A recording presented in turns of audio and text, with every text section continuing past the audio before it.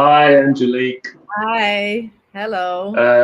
Lovely to see you again. Do you know, I've just only this is the first time I've thought it's slightly confusing to say hello Monday live on a Thursday. I don't know if that's occurred to you before, but I just saw that banner pop up and I was like, are they going to be watching this going, what day of the week is it? Because that would be me. I'd maybe get confused. Just Yeah, a thought. yeah, and the thing is, you tend to do you want to do all your marketing activities on a Monday because, you kind of like, Yeah, hello yeah, Monday, and then you send out yeah, and do the LinkedIn Live and do everything. But yeah. yeah, so we also, Hello Monday is also saying hello to Monday in a way that suits you. So it also means that maybe we are not doing as much work on a Monday as we would do in the old industrial age. So Yeah. we are starting, of course, during the week, following our energy. I think this is a good day for having this kind of Uh, 30-minute check-in. For me, 100% the best day to do it. I think it's just worth saying to anyone listening, we do work days other than Monday. It has been known. Yeah. So hello, welcome everybody. Welcome everybody who's watching live, everybody who's watching the replay. My name is Angelique Sloop. I'm the founder and host of Hello Monday Club. Trevor is my co-host, Trevor Hudson. Welcome. Good to see you again as always. So we started this Hello Monday weekly lives after we have been talking for about 2 years, mostly on a weekly basis, just one-on-one about things that's happening in the world before the pandemic, about the future of work, new ways of working, human-centric organizations. And in the beginning of this year, we thought, okay, we should involve more people in this conversation. Yeah. So it is live, it is interactive. Please say hello to us. Tell us where you're watching from, what the weather is like, and feel free to put your comments and questions in the comments. Today's topic is about, and it's quite relevant since most companies just started just a few months, some 1 month ago, some 3 months ago, in reopening their offices, often Mm. beautifully renovated offices, and opening the doors and waiting for employees to come back to the office. And we are talking about we've been hearing in organizations, what's been happening in that area. Are people coming to the office? Are they really happy to be back in the office? Are people being forced to come to the office? Are they voluntarily going to the office? What are they doing there? What are they expecting? We're just elaborating on the different things that we see happening. So I have prepared a sheet here. What it's be talking about is it's about making employees come to the office. So we see people forcing, seducing, tempting, advising. We want to make sure. all the ings, yeah, we've seen Yeah, the ing. should we be doing that? If we really should be making employees come to the office, why should we make employees come back to the office, and how? And it's not Mhm. our necessarily our advice, because everything is different. We don't know you, but we are just elaborating on what we see that's happening, and look a little bit on the pros and cons of each situation. Yeah. So what I know that you have some ideas about. Maybe you can say something about the tube and the trains going into London. Yeah, I mean, it's been a few weeks now since I've gone into London. So, for those of you who don't know, I live in what we call the home counties, which means a county adjacent to London. Everything's defined by London. And I was talking to someone, and they were going, "Yeah, everyone's back at work. Everyone's back at work." And I was like, are they definitely? And the difference in perception, for some reason, I think, was the difference between being on a tube train and being on what we call an overground train, so one that's commuting a bit further. So my train takes about 40 minutes to get into London. It takes probably longer to get across London on the tube. But the tubes are quite busy and the trains are not quite there. So I think train capacity is still down by about 20%. This is very much in the news in the UK at the moment because a lot of train employees are going on strike. So the capacity is still down by about 20%. And I think it's still seesawing, to be honest. And I think we're in that phase of employers compelling people to come back to the office or encouraging them or whatever, and people wanting maybe to go back into the office. And yet we're still not seeing the same levels as we had recently.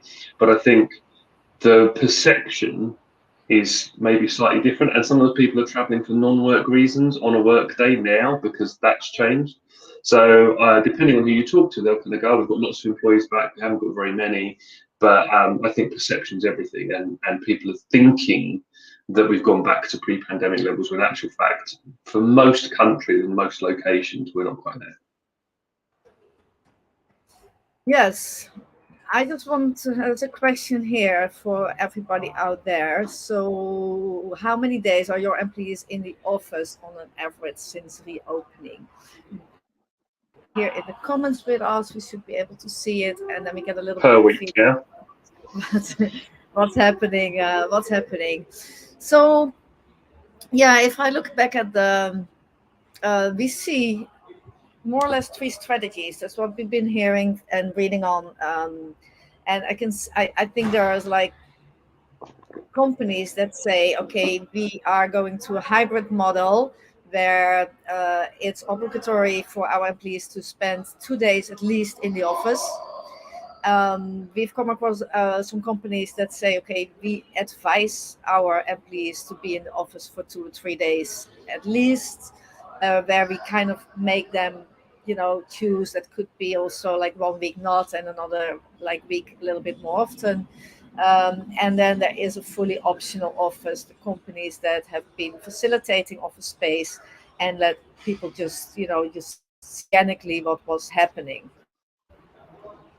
And it's quite interesting what do you think about those three strategies if you look at the hybrid policies that we've come across? I think it's a really, really tough call, right? My instinct is to go to employees, do what you like. That's always going to be my default. I suspect that's also going to be your default, because if we take the location out of it, and we say generally, what's the best way to employ, work with your employees to make your organisations more human-centric, more engaging, that kind of stuff? It's educate people as to what needs to be done, set them an outcome they need to achieve, and then let them do it however hell they want.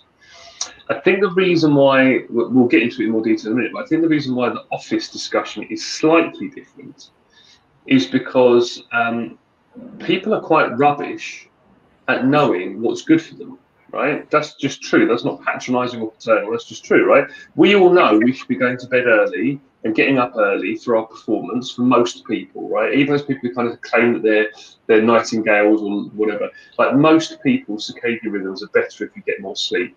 And yet routinely we do not do that. And our performance suffers for it. And we just kind of go, whatever my performance is within a day, that's the level of performance. The argument for going into the office, which we'll get into in more detail, things like creativity and communication, sense of camaraderie, engagement, that kind of stuff, right?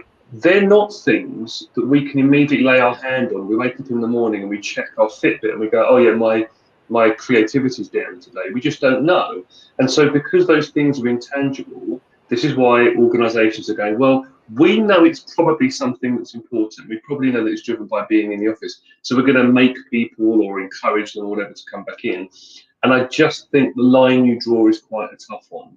And what I would say is, if your customer does not need you to be in the office, so if your fundamental business model doesn't need you to be in a location, then I think those organisations that are making it obligatory to come into the office, it needs to be very temporary. The purpose of that needs to be able to prove the value to employees. I would personally avoid it, but if you're going to do that, I think that's got to be the purpose. And then after that, you step away and go, right, now you've seen how wonderful our new office is, or whatever it is, and you've seen the benefits of sharing that space with the people. Now kind of go ahead and do what you want. Because also, by the way, I don't know if you've come across this, but the organisations and leaders that I've spoken to are making these things obligatory. It often comes undone because what they get very poor at is making it obligatory for everyone to come in on the same day or at the same time. So half the benefit that they're looking for, which is this kind of interaction, this natural in-person interaction and socialisation, they're not getting because it's harder to get people in the office. It's really hard to get them all in at the same time. And often the capacity planning of the people who are doing the refurbs aren't accounting for everyone to be in at the same time. So you end up getting isolated teams coming in, and then you don't get that cross-fertilisation. In other words, Angelique, it's a bit of a minefield, and I don't envy anyone who's got a strategy to get a certain number of people in the office. Exactly, and I think this is why we have this conversation as open-minded as we can do. We both have our Yeah. preferences. I totally agree that, especially for my own experience working location independent as an entrepreneur for almost 8 to 10 years. I have been spending money on co-working spaces and rented an office space and ended up not going because you just wake up a little bit too late or you just get distracted and then you just realize my next call is in in half an hour, so I don't have even time to go to the office anymore.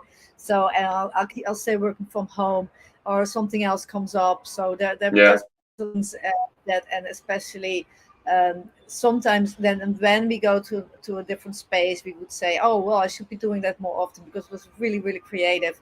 Where well, it's like you posted something today about having this Yeah. office space out in nature with a beautiful oak tree. So you might think on those days like I should come here more often, and other days you get caught up in the day to day and you don't do that. Well, so you miss out on those opportunities. I think there might be different reasons, and it's quite interesting to dive a little bit in those three strategies where we could say, okay, it's either obligatory for people to come. That's often really. Let's have some nice um, new sheets here. If you look at the obligatory model, is it obligatory or obligatory? Yeah, I noticed you slipped your Portuguese in there. Yes, that is. It's But Portuguese. I yeah, can. in Portuguese it's an R, right? But do you know what? I didn't want to say anything. I didn't want to judge because I can barely speak English. You can speak three languages at least, and so I'm not saying anything. Like, Yeah, this is where I speak three languages like in all day, every day. So, so this is where I got confused with the L and the R. Anyway, obligatory. And there's an. I think when you have that model, it is an office first mindset. So there's really like the real work or like an essential part of work that takes place in the office. And we yeah, have done LinkedIn lives about this office first mindset versus a remote first mindset before. Um, it is the idea is that working away from the office is an exception and that should be allowed by the company or by the manager.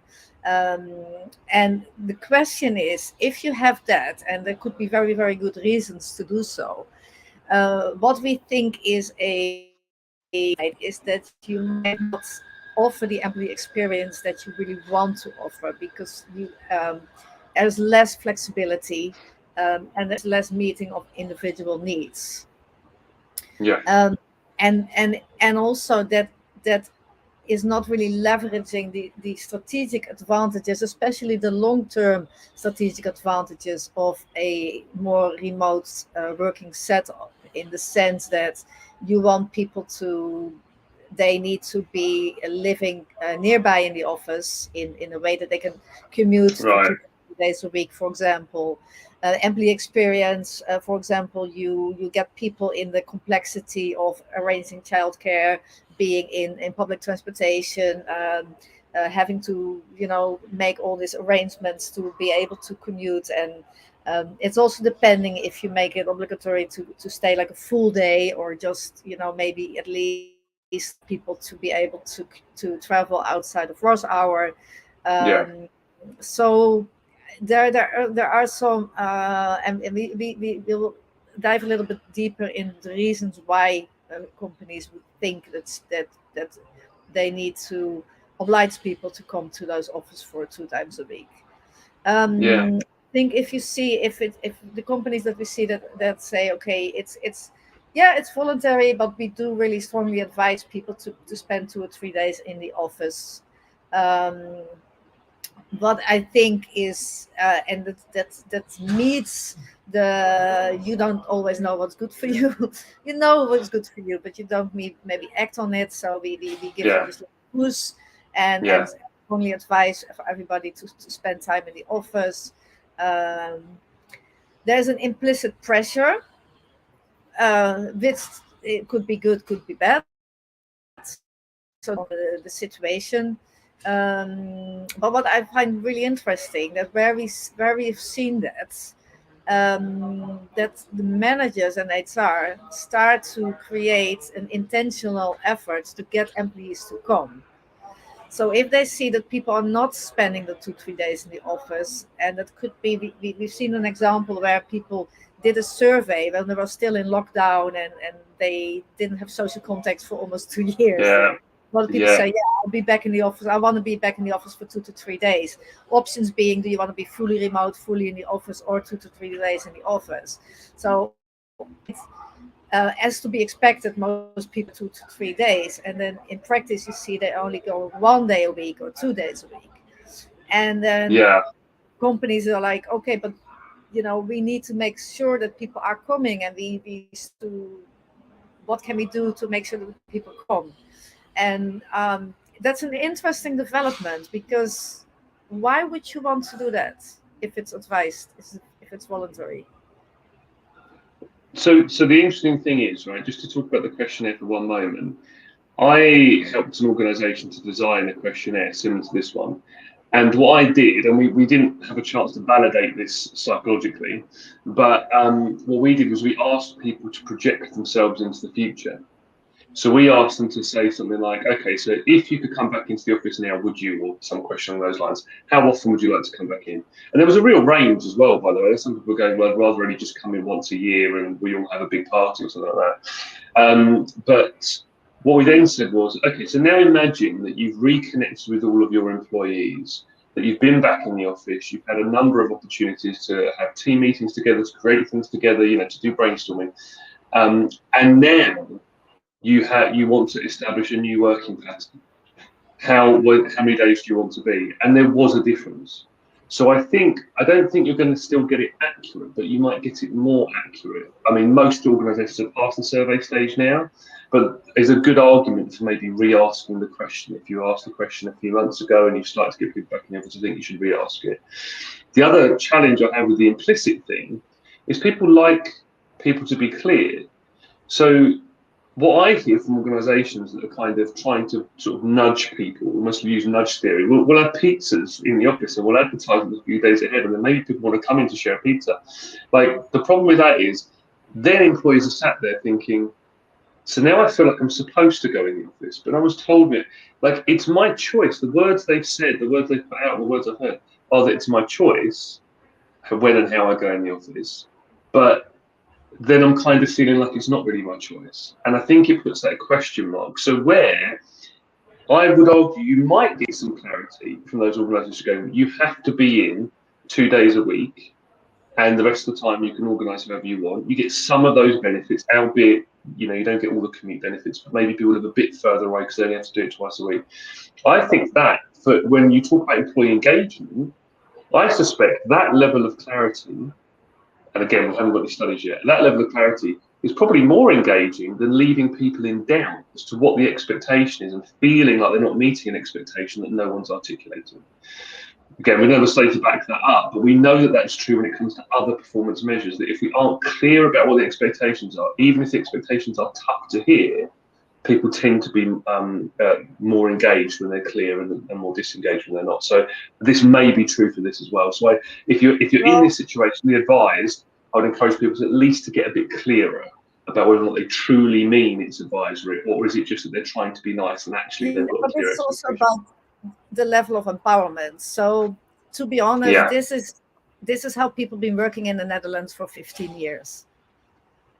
So there is, and I haven't seen that intentional effort to get employees to come to the office. So it's quite interesting that maybe it's because this situation for most companies is after like 2 years working from home, while in the Netherlands people were like 5 days in the office, and then they were kind of like, okay, it's fine now, you don't have to come here every day, just make sure to be here like whenever it's important, and we expect you to figure that out with your manager, and so people started to work 1 day a week from home, and then after that they put a second day, and then they got a child, and then they were like okay, I'm actually don't want to, I'm putting some part-time work in there as well. So I think that grew again, and it was not like, okay, I'm used to working from home for two, and now I am having to 50% of my time to move my physical workplace somewhere else, while that was the other way around. So there could be, and I think the interesting part was that it was an empowering movement. Well, Yes, this is in a way, if you're forcing people to come back to the office by policies, you are disempowering people. If you advise absolutely. Yeah, it, if you advise people, it could be very empowering. And I think you are talking about clarity. I would say empower them, because that is also clarity. So if that's people fine. feel, Yeah, absolutely. yeah, Yeah, and then it's kind of like, that's it. yeah, it's up to you and your teammates to figure out, what works best for you guys. We think it should be, we definitely advise you to be 2 to 3 in the office, because you have, good facilities. It's good sometimes, to create that separation between your home life and your office life, your work life. So Hmm. there's plenty of proof also that the location, that your physical location really affects you. Even if you're working in a virtual environment, your body is still in a physical space, and it is Yeah, important. So I think it is about that empowering, and what companies do, and what they do often really, really well, is facilitating that physical space. So I think there you can have that empowering elements. And I think that that should be in place of that intentional effort to get employees to come. And with yes, intentional effort to get employees to come, what we've seen is saying people go, people don't come except we do beer and pizza or coffee and cake, and we organize something social, and then they come. And I think it's actually quite normal, because people don't see a reason to come to an office to do their individual work, which is still exactly, in a exactly. virtual place. And but as soon as you put a social element in it, and it could be a brainstorm session, it could be a birthday party with cake, then people feel like, okay, that's something I want to go and spend it, and then I spend the rest of the day in the office working, and enjoying all the facilities. So I don't say Yeah. that intentional efforts are bad, but they should also probably be an organic way, and be in a really in the context of, okay, that could also mean that it's 1 day a week that people want to come, because we are Hmm. not having birthday parties every day in our team. I mean, I think I think the trick here. I think you're right. You've got to be clear as to what the level of accountability is, and that's the trick. So, and if you're being advisory, and I'm hearing lots of companies doing advisory, but they're not genuine, and that is the worst thing you can do.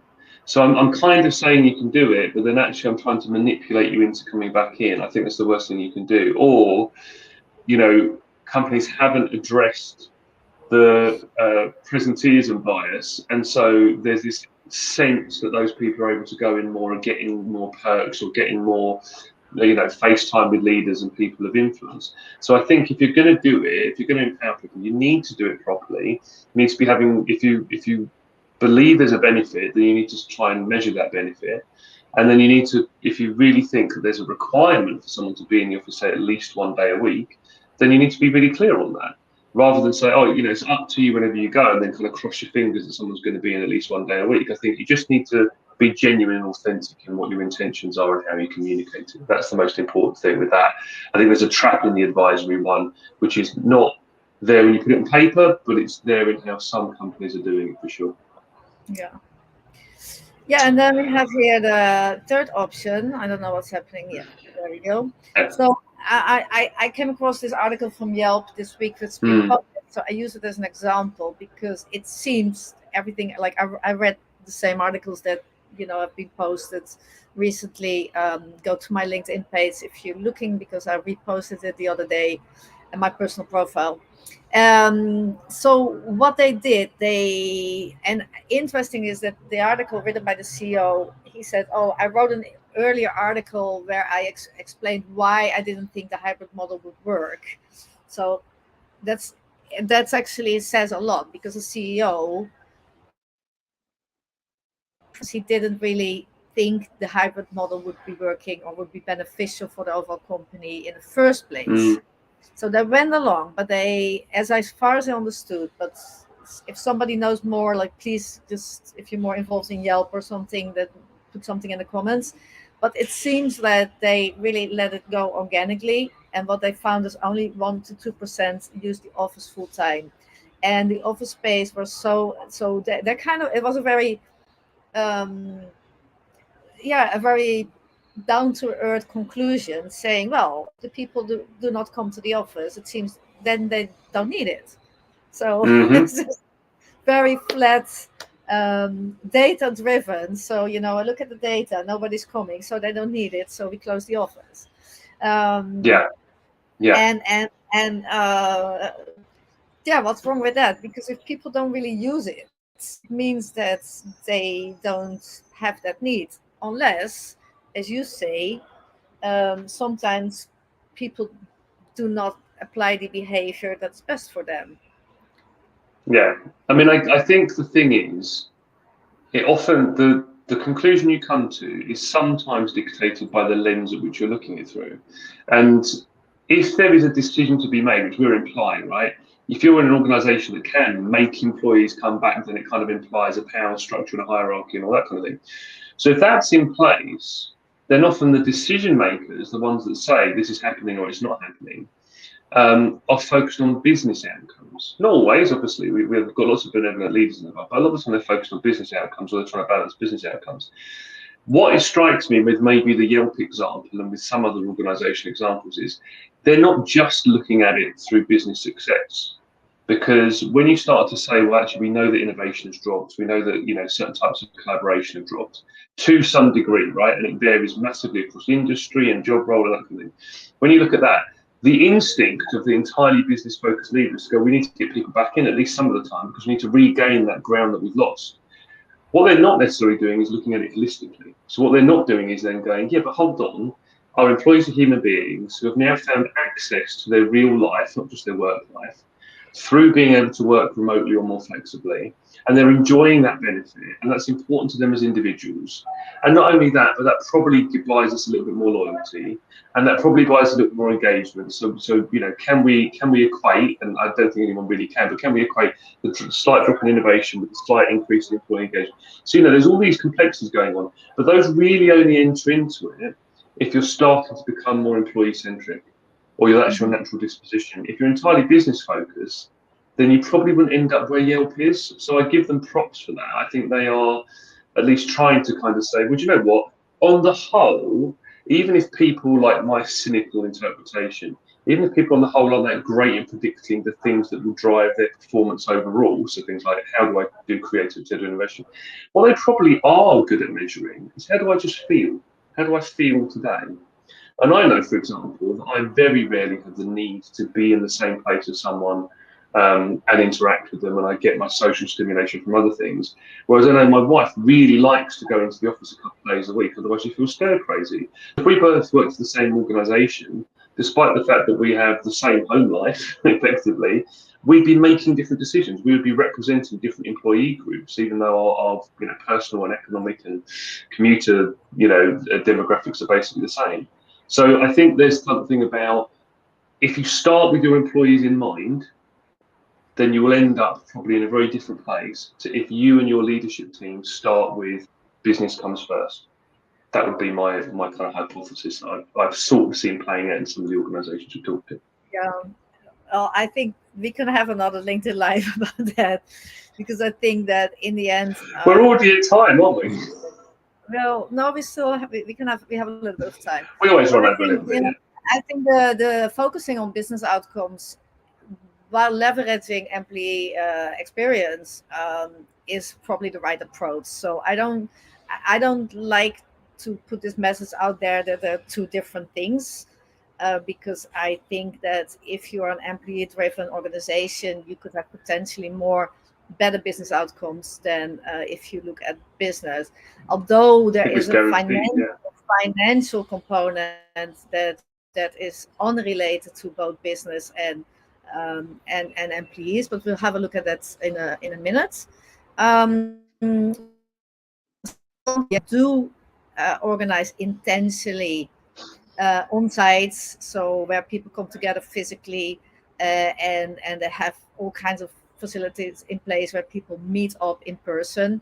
But it's not with the idea that you go to an office with your computer to do your individual work or have that team meeting. So intentionally saying, okay, if our people are meeting, we do that in a certain context, and we offer them that Hmm. birthday party, or that that team day on site, or a yearly off-site where everybody comes together from the whole company. So I think there is like the three main drivers that we see that people talk about in shaping their policies, and those three categories. And I think it's building culture, engagement. There might be more, so please, if you if you have other ideas, put them in there. We come across that people say, well, we find it important for engagement, to build consistent culture.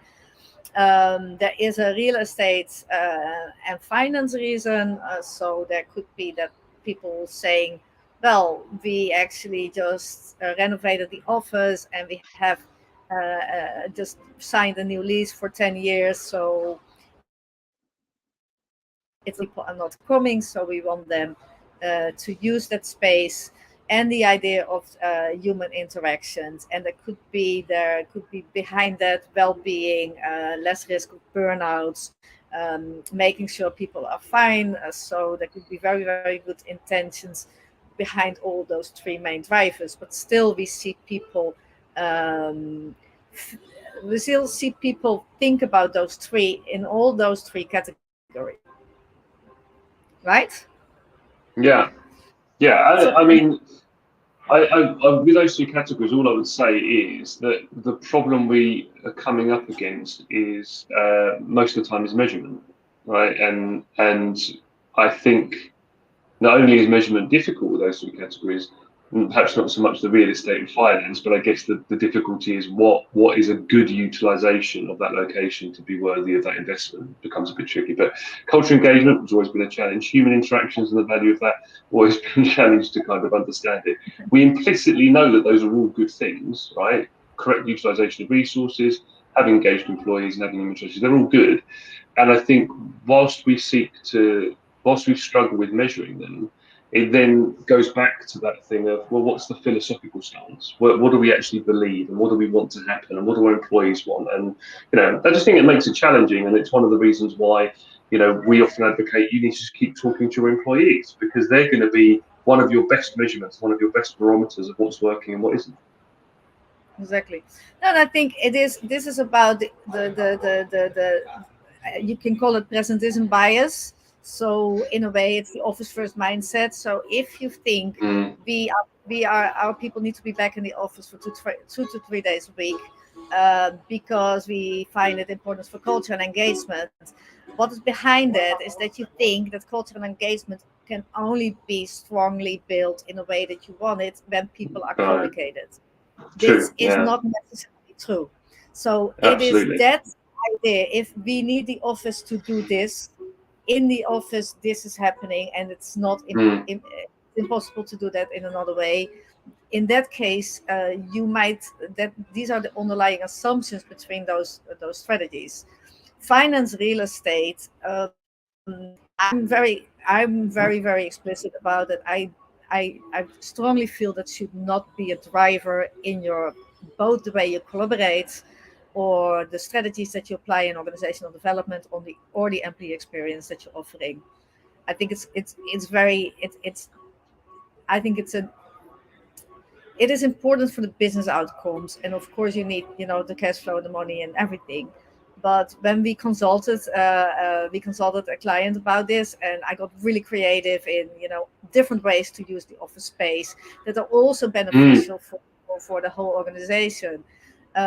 So if that real estate is an issue, think really, really creative, and please reach out to us, because we have some ideas how you can utilize that space in a way that is giving you money, and still give the employees the flexibility that they need, and still allow to leverage the strategic advantages of a more distributed working setup.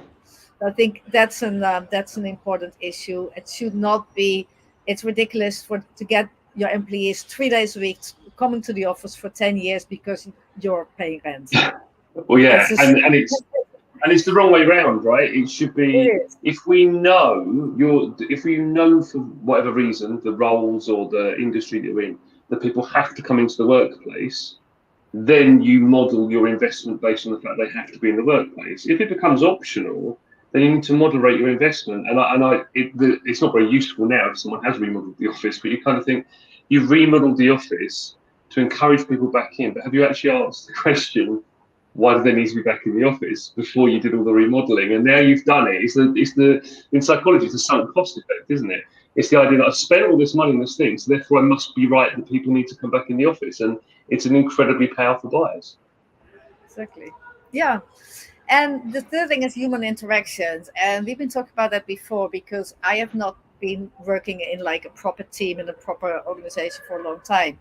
And I got a lot of social contacts. Just, for years, I've been getting my social connections, human interactions in outside of work.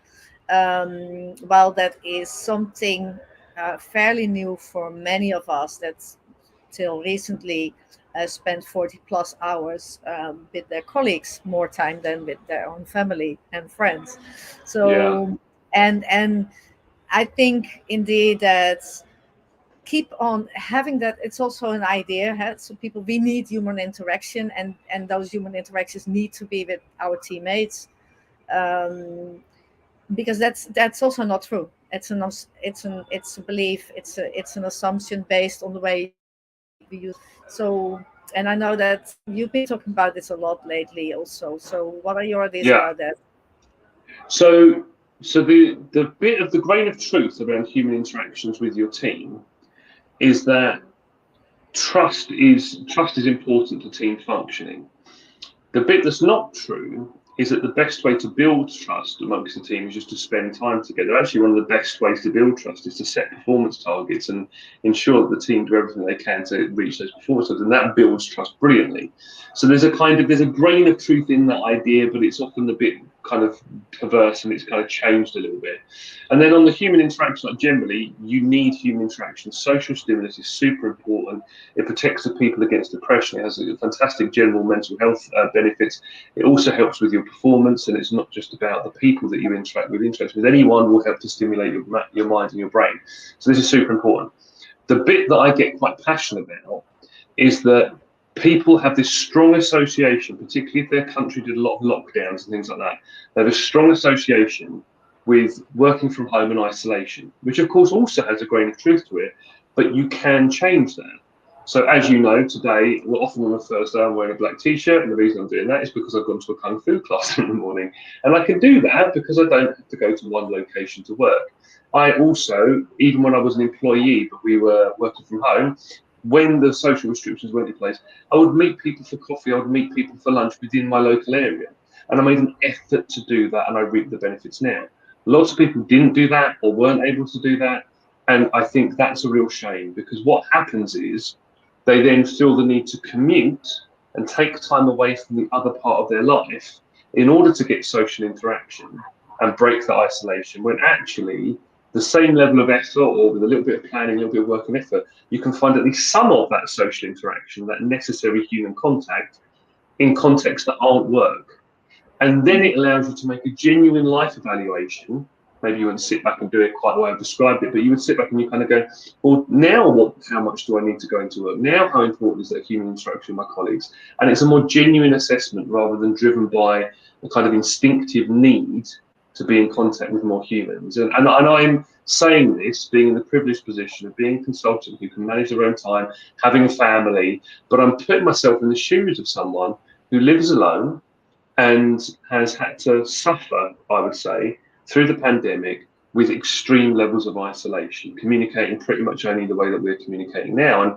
And I really feel for those people, but I really encourage those people to try and really grow the way in which they could interact socially during the day that isn't entirely dependent on their work location and the people that they work with. So lunch times, break times, early morning, immediately after work, whatever it is that works for you, find ways of connecting with other human beings. Because, by the way, if you rely on that, what happens if you get made redundant? And that's a big hit psychologically for most people. You're going to be double downing on that if that's your source of it's an additional source of mental well-being. What happens if it gets restructured and then you're working with loads of different people, or there's so many things that could happen that would mean that you'd miss out. I think it's a protective thing for every single human being to make sure they've got their established networks outside of work. And I know that's not true for a lot of people, and it's really easy to say and much harder to do. But loneliness is a pandemic in itself, and I really encourage people to try and break out of that and not use work as a crutch. Wow, I didn't realize how passionately I felt.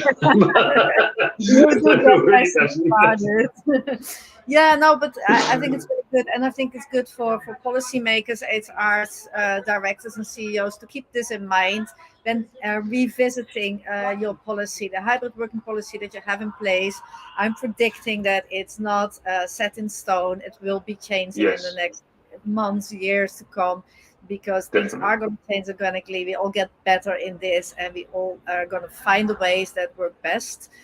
So we hope that this conversation have given you a little bit of a wider, broader context and new insights from a strategic point to revisit the policy and especially the belief systems that are behind the decisions that your company is making or has been making till now. We have to end because we are really 10 minutes over time already. Next week, I am super excited. You'll be in Austria, and I had a guest that I'm super excited about, Marie Brazil, who is a branding specialist. She is a very, very successful young entrepreneur.